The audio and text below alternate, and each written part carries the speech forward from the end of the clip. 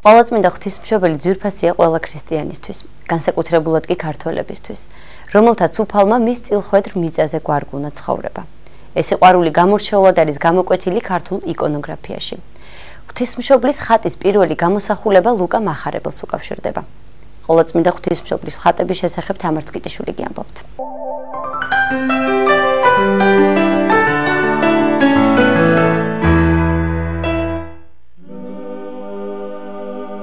განუზომლად დიდი და მიუწვდომელია ყოვლადწმინდა ღვთისმშობლის ხატების მნიშვნელობა ქრისტიანულ იკონოგრაფიაში, ვინაიდან მისით უფლის ძე განკაცდა, განხორციელდა. იგი სისხლხორცეულად ადამიანის მოდგმას ეკუთვნოდა, მაგრამ გამორჩეული იქნა ღვთისმოსაობის, განსაკუთრებული სიწმინდის სრულყოფილების გამო და გახდა ჭურჭელი უფლისნების განსახორციელებლად. იგი ერთადერთია ადამიანთა შორის, რომელიც უკტავებაში გადავიდა და რომელმაც საუკუნო სასუფევ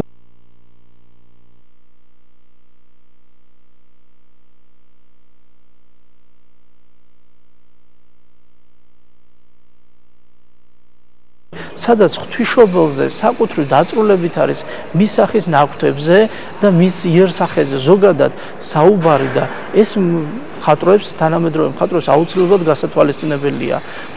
არ შეიძლება ღვთისმშობელი ნაზი ქალწული აგებულების ქალწულის ნაცვლად იყოს ძალიან ესეთი შეუფერებელი მსხვილი აღნაგობის, რომელიც თანამედროვე მხატვრობაში სამწუხაროდ ახალბედა მხატვრებში გვხდება ხოლმე. ეს გასათვალისწინებელია.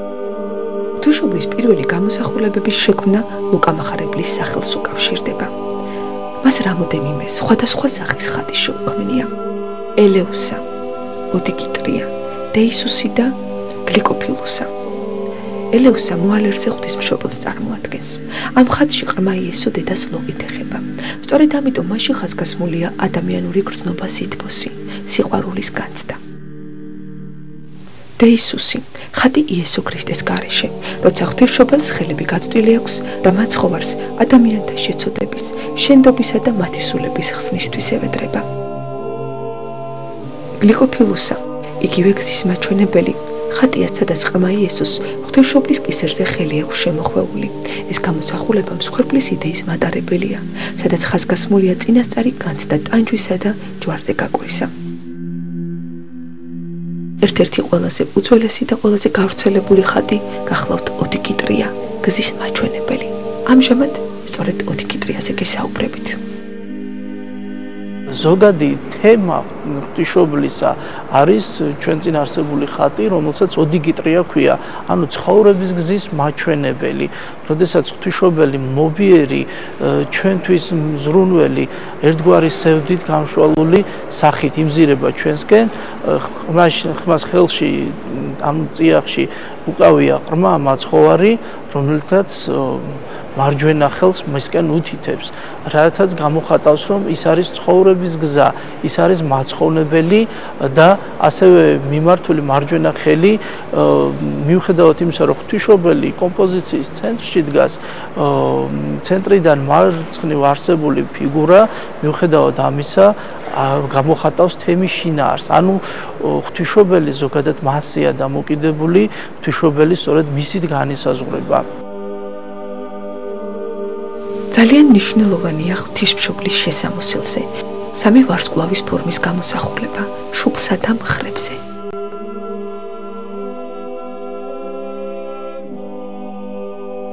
ეს ნეომები გამოხატავს ღვთისმშობლის მარად ქალწულობას, ქალწული შობამდე, მაცხოვრის შობამდე, ქალწული შობის დროს და ქალწული შობის შემდეგ. გვახსოვს ის, რომ როდესაც მშობლებმა იგი ტაძარში მიიყვანეს, ანუ შესწირეს იგი და მან იქ ტაძარში მსახურების დროს ესე შეიყვარა უფალი, რომ ქალწულებრივი აღთქმა დადო. ღვთაებრივი საღვთო განგებით ღვთისმშობელს ხელი შეეწყო, რომ მარად ქალწული ყოფილიყო. მაცხოვარმა არ დაურღვევია დედის წიაღი და როგორც დახშულ კარებში შემდგომ აღდგომის შემდგომ იგი შედის მოციქულებთან კარებში კარის გაუღებლად და ასევე როგორც წმინდა მამები გვასწავლიან, რომ აღდგომისას მაცხოვარს საფლავი არ განურღვევია, იგი აღდგა, გამოვიდა და გამლო უნებელად გამოქვაბული ღვთაებრივი ბუნებით, ასევე მაცხოვარმა არ შეურაცხყო დედის წიაღი და ღვთაებრივად იშვა და დარჩა მარადის ქალწული. განსაკუთრებული იკონოგრაფიული დატვირთვა აქვს ყოვლადწმიდა ღვთისმშობლის შესამოსელს, რომელსაც ხატმწერები სხვადასხვა ეპოქაში სხვადასხვა სახით ხატავდნენ. თუმცა ძირითადი იდეა ლუკა მახარებლიდან დღემდე უცვლელი რჩება. ძირითადად დედაღვთისა გამოსახულია მეწამული შესამოსლით. მეწამული შესამოსელი უფრო გვიანდელ ეპოქაში ჩნდება ბიზანტიის დროს, ბიზანტიის ზეობის დროს, რაც განასახიერებდა მის მეუფებრივ დედოფლურ შესამოსელს, ვინაიდან მეწამული შესამოსელი ძოწეული ზოგადად დედოფალთა შესამოსელი იყო და აქედან გამომდინარე ღვთისმშობელს სახლის მეტყოლებაში იკონოგრაფიაში მიემართა როგორც ღვთისმშობელი ცისა და ქვეყანისა. და აი ამ ასეთ მარტივ კომპოზიციაში ამდგვარი შინაარსია ჩადებული. ღვთისმშობლის მრავალი კომპოზიცია არსებობს და აქედან გამომდინარე ძირითადად გადაწყვეტილია საღვთისმეტყველო შინაარსი თუ რა ჩადო ამა თუ იმ მხატვარმა და ასევე გამოსახულია მასში დედობრივი სინაზე და აზრი, რომელიც ალბათ ცალკე სასაუბრო თემა იქნება, მაგრამ ძირითადად ყველაზე გავრცელებული თემა, რომელიც არის, ეს არის ოდიგი ტრია, რომელიც ჩვენ წინაშე დგას. მნიშვნელოვანია ფერთა სიმბოლიკა. ზოგადად ეს განპირობებულია პირველ რიგში შინაარსით.